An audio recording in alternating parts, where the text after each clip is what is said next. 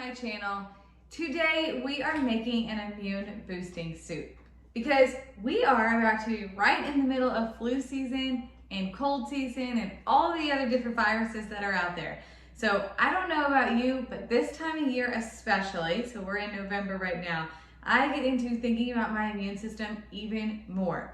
And we hear of all different things, like there are things like garlic and turmeric and vitamin C and all these different things that will help us boost our immune system, but how do we get them into our diet, right? I believe and know that food is medicine, and that is the way we can ultimately boost our immune system to fight off any virus. Soups are a great way to do that. And this is a vegetable lentil-based soup that is so good.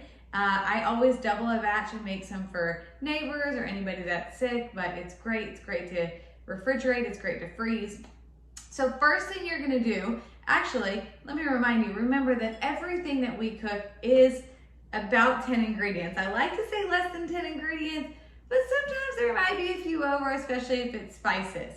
So quick and easy to make. The first thing you're gonna do is take a tablespoon of olive oil. I forgot my olive oil, pulled that out. So take a tablespoon of olive oil and pour that into a Dutch oven or a big pot. And you're gonna mince up 1 onion. So that's it, 1 onion. And go ahead and throw that in the pot and saute that for about 8 minutes. So once those onions are translucent, we're gonna add the real anti-inflammatory ingredients, and that is gonna be your ginger and your turmeric.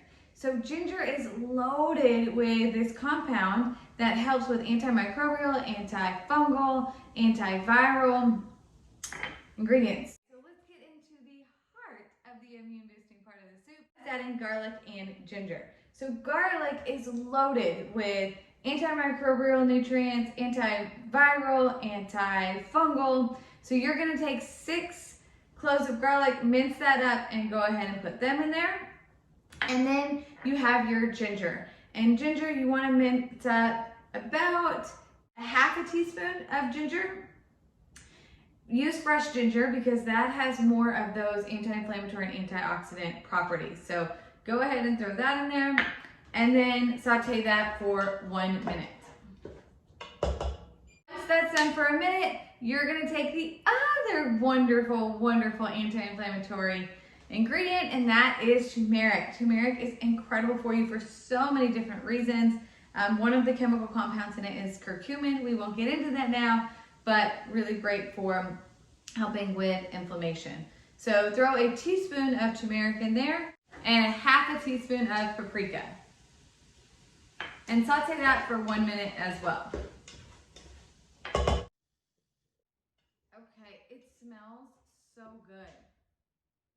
I don't know what to describe it as, but it smells like we're not getting the flu.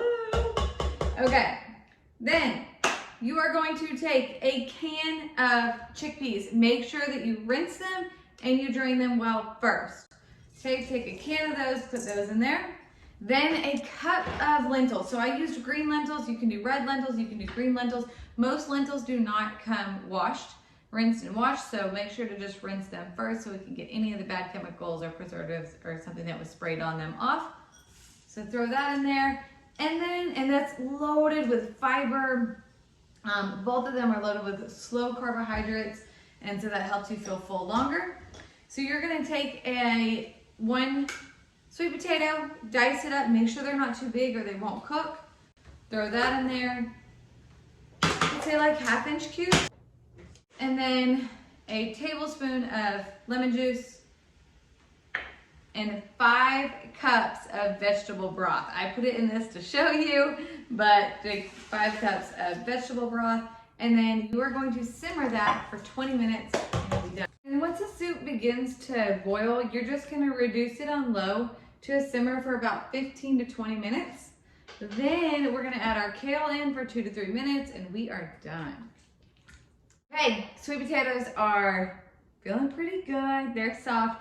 So we're gonna take our kale, about a half a cup, just, what do you say, torn up into 1 to 2 inch pieces, and throw those in there, simmer for a few minutes, and you have your soup ready to go. So I hope you like that and enjoy it. I think it's something the whole family will love. Remember, you can refrigerate it, you can freeze it, you can refrigerate it for about up to 5 days. You can freeze it at least up to 3 months, depending on your freezer. And comment below, make sure that you like and subscribe and hit the little bell for notifications for more videos to come that are quick, that are easy, simple, that are way more fun when my husband's a part of it. But we will definitely provide some comedy for you, and hope you enjoy. Thanks for watching.